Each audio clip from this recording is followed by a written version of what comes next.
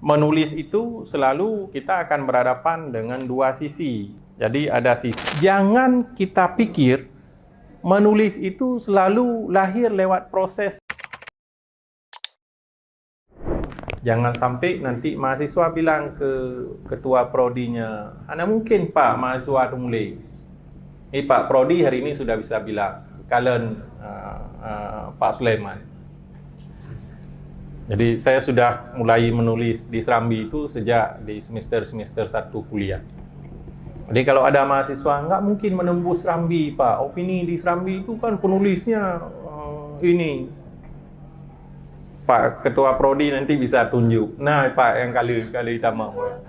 Justru saya lebih banyak menulis waktu mahasiswa ketimbang waktu dosen.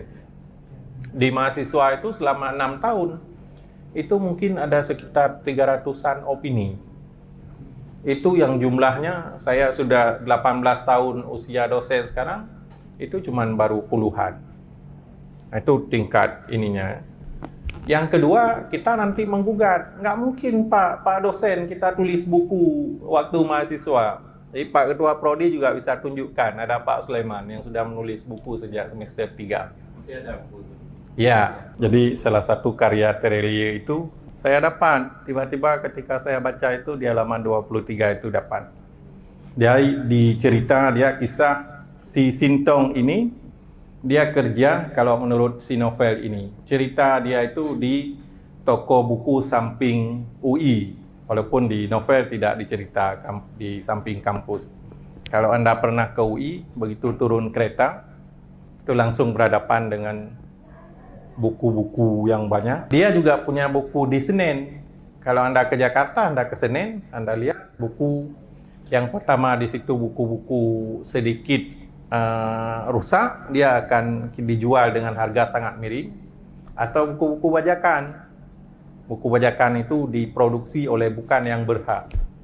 Makanya di Senen itu kita dapat novel-novel yang luar biasa, yang di luar 200-an ribu, ini menumpuk 20 ribu ya. Kurang lebih begitu. Kalau di Semarang itu di pinggir stadion, di semua tempat ada. Di Aceh yang tidak ada. Karena di Aceh apa artinya itu? Bukan orang baca buku mungkin. Jadi di tempat-tempat orang, kampus-kampus besar itu punya pasar-pasar buku yang luar biasa, yang harganya miring. Tantangan kita menurut saya karena kebiasaan kita yang pertama model kebut. Jadi kalau Pak Ketua Prodi kasih tugas ke mahasiswa, dibilang, yo seminggu bekas setur makalah. Dikerjakan tetap malam terakhir.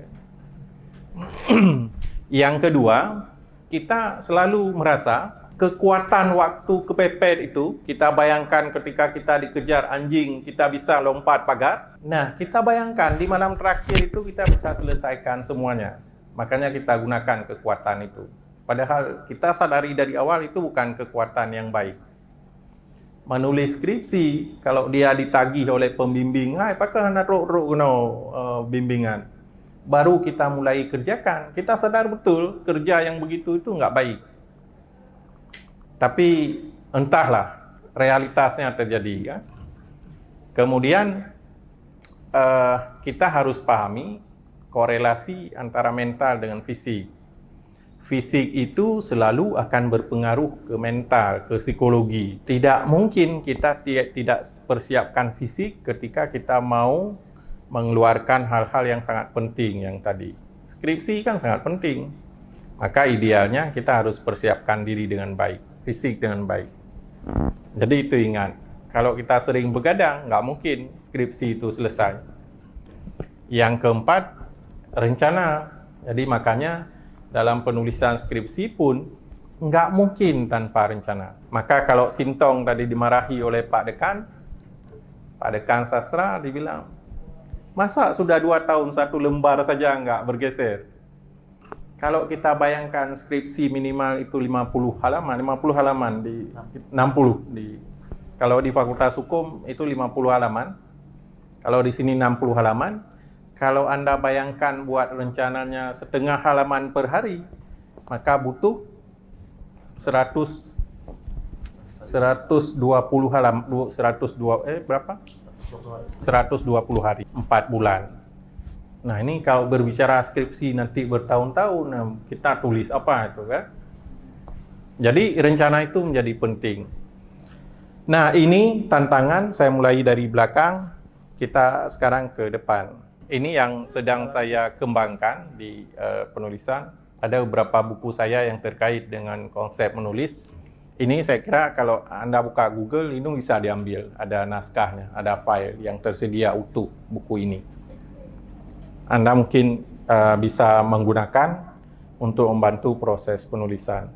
Ada satu hal yang ingin saya sampaikan bahwa menulis itu walaupun dibilang sederhana, tapi juga bukan sesuatu yang bisa begitu saja. Makanya tantangan kita itu kita nggak mulai melakukan rencana dengan baik. Jadi kalau kita bayangkanlah, kalau yang laki-laki yang suka sepak bola itu, kenapa sanggup bangun jam 2 malam? Itu karena rencana.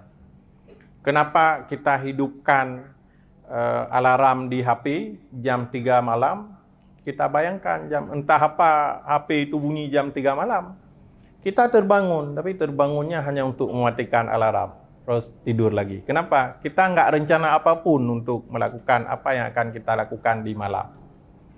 Makanya rencana itu butuh bagi kita. Yang kedua, jangan kita pikir menulis itu selalu lahir lewat proses yang normal. Ingat itu, lewat proses yang normal. Tapreh yang keadaan pajan lon sabi bahagia. Kalau kita bayangkan bahagia itu karena makanan enak, kita bayangkan berapa yang nak makanan enak. Di hari makanan enak kita menulis dengan baik. Enggak. Jadi makanya kita harus paksakan. Mau hari ini kita makan ikan asin atau makan ayam, tulisan harus selesai. Dan tulisan itu kadang-kadang dengan setengah terpaksa. Nggak mungkin dia lahir dalam kondisi normalnya, kupreh glih ule, kupreh normal ule, nggak ada. Jadi orang-orang yang nulis skripsi itu jangan berpikir, nyolon dia tulis setengah halaman, bisa saya tulis setengah halaman, tunggu fresh dulu sedikit kepala, nggak ada. Makanya harus menekan. Bagaimana menekan? Ya menekan, mencari data, ini untuk ini. Jadi kalau kita ingat, ini rumus awal yang sering saya gunakan ketika menulis. Yang pertama, ini konteks strategi. Yang pertama, kadang-kadang kita lupa berdoa. Padahal akumulasi berdoa itu untuk memberikan semangat. Sama seperti mereka yang nonton sepak bola jam 2 malam. Itu bangun itu karena akumulasi semangat yang tadi. Dari mana semangat? Dia sudah berdoa dari sebelum tidur.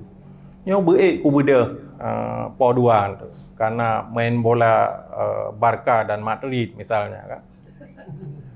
Jadi itu kenapa sanggup? Karena dia sudah berdoa tadi. Berdoa itu yang membuat akumulasi semangat dia yang tadi itu bisa mengeksekusi. Karena yang tadi maka kita akan persiapkan mental. Nah, menulis walaupun dengan terpaksa, ketika kita siapkan dengan rencana yang tadi, dia akan jadi. Jadi ketika kita bawa ke pembimbing, gagah ada skripsi. Jadi dia hasilnya kan. Nah, itu disiapkan dari ini. Kalau kadang-kadang kita sendiri merasa begini, skripsi itu urusan kita seolah-olah. Atau soal kita saja seolah-olah. Padahal ada peran orang lain di proses pembuatan skripsi kita. Itu ingat. Jadi kalau kita pulang ke rumah, orang tua itu harus memahami kita sedang menyelesaikan skripsi. Tapi memahami itu bukan untuk kita supaya kita eksklusif di rumah, tidak melakukan apa-apa yang lain. Itu juga nggak benar. Jadi ada kesaling pahaman antara kita yang sedang menyelesaikan skripsi dengan orang-orang yang ada di sekeliling kita. Jadi ini saya kira sangat penting.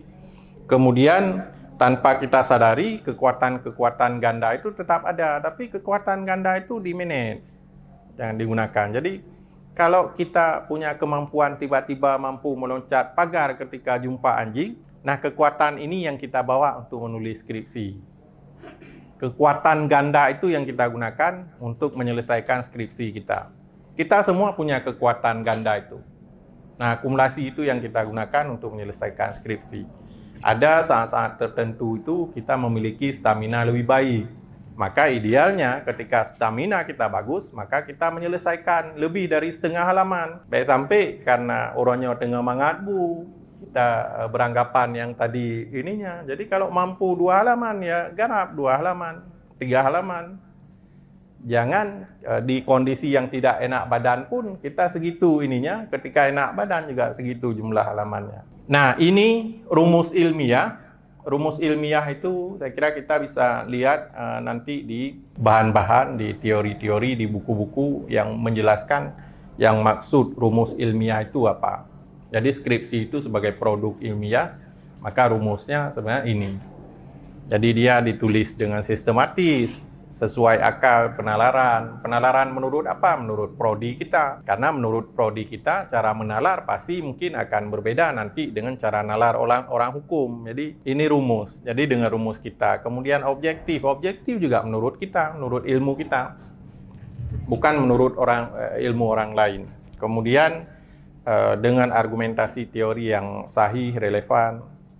Jadi kita tulis nanti tentang Nuruddin Naraniri, misalnya pemikiran filsafatnya. Tapi tiba-tiba sudah muncul informasi yang nggak ada kaitan. Nah itu nggak boleh. Dalam karya ilmiah kita harus verifikasi secara berlapis. Apa yang dimaksud dengan penulisan ilmiah? Jadi kurang lebih kegiatan menulis yang isi tulisannya didasari oleh penalaran menggunakan logika dan dapat diverifikasi kebenaran isinya. Jadi kalau isinya hoak, ya nggak bisa. Kan karena skripsi, maka dia harus terverifikasi dengan baik dengan ilmu kita. Menulis itu selalu kita akan berhadapan dengan 2 sisi. Dengan 2 sisi. Jadi ada sisi substansi, ada sisi strategi. Nah, orang yang bilang menulis itu tok dalam wilayah substansi, dia tidak siapkan strategi. Itu yang kisah Sintong yang tadi. Sintong itu dalam kisah novel itu dia jadi mahasiswa yang sangat cerdas. Tapi skripsinya nggak selesai-selesai karena kelewat cerdas. Nah, bagaimana menyelesaikan skripsi harus ada strategi yang tadi, yang beberapa hal sudah saya sampaikan tadi. Jadi 2 hal itu digabung. Nggak bisa pula kita klaim bahwa strategi itu jadi jurus penyelamat saja tanpa substansi juga nggak bisa. Dosen menyuruh kita membaca, tolong baca 2 buku ini, itu akan jadi bahan analisis kita untuk buku. Enggak kita baca, enggak bisa. Jadi substansi itu tetap penting, strategi itu tetap penting. Tapi ini kalau kita operasionalkan, maka kemampuan itu kadang-kadang jauh tertinggal di lapis kedua ketimbang kemauan. Kemauan itu menjadi modal yang paling utama seharusnya. Nggak mungkin tanpa kemauan, walaupun kita sangat mapan kemampuan, kita akan menyelesaikan pekerjaan kita. Kalau Anda ingin selesai kuliah, maka kemauan untuk menulis, menyelesaikan skripsi itu jauh lebih penting. Nah, Prof. Safwan Idris itu bilang di satu kesempatan itu bahwa jangan pernah kita bayangkan itu otak kita itu sebesar tempat simpan HP. Tempat simpan HP itu kalau HP saya mungkin berapa gigabyte. Nah, sebesar gigabyte itu ketika dia sampai di ujungnya, dia selesai. Kalau dia ada 20 gigabyte, maka ketika 20 gigabyte datanya masuk, dia sudah nggak bisa digunakan. Otak kita enggak. Maka kalau Anda pernah kejadian di umur 3 tahun, kejadian apa, tiba-tiba hari ini jumpa keadaan yang sama, kita ingat, letun yang umulun letun pernah kejadian seperti itu. Kenapa? Karena otak kita enggak terbatas merekam segala sesuatu. Apa yang mesti kita kelola? Nah, dalam menulis yang saya kembangkan, daya panggil sebenarnya yang kita butuhkan. Daya panggil itu apa? Seperti kita buka file di laptop itu. Kalau di laptop kita ada ribuan file yang kita simpan, tanpa kita tahu yang mau kita cari itu tentang apa, hanya kata kunci, maka sampai kapanpun itu nggak dapat itu. Atau kita harus cari satu-satu. Butuh waktu 2 bulan. Jadi apa yang sudah apa yang sudah kita pikir, kita simpan di otak kita itu bisa kita keluarkan dengan sistematis. Itu menandakan seorang penulis itu sudah melakukan dengan baik atau tidak. Seseorang yang menulis opini bisa dalam 30 menit, itu jangan dilihat di 30 menitnya. Tapi dia sudah berpikir berjam-jam sebelumnya, tapi 30 menit itu untuk mengeksekusi.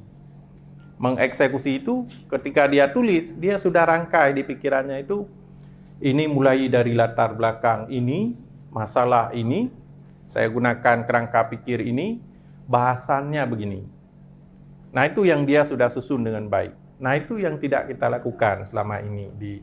Kita nanti bilang kesulitan, terus ada nggak cara lain? Ada, jadi kita gunakan yang manual. Kalau saya dulu, karena saya sadari bahwa otak kita itu nggak semua waktu bisa dipanggil, maka catatan-catatan penting itu kita catat di buku khusus penulisan skripsi. Disediakan satu khusus untuk ini skripsi. Jadi ketika butuh sesuatu, kita akan lihat, nyoba dong kita lihat catatan yang kemarin, apa yang belum ada. Nah ini bukan pada rekaman, tapi pada daya panggil. Perlu catatan, kenapa? Karena kata kunci yang tadi kita nggak sanggup ingat semua kan, nggak sanggup mengeluarkan di satu waktu. Itulah butuh kata kunci yang tadi.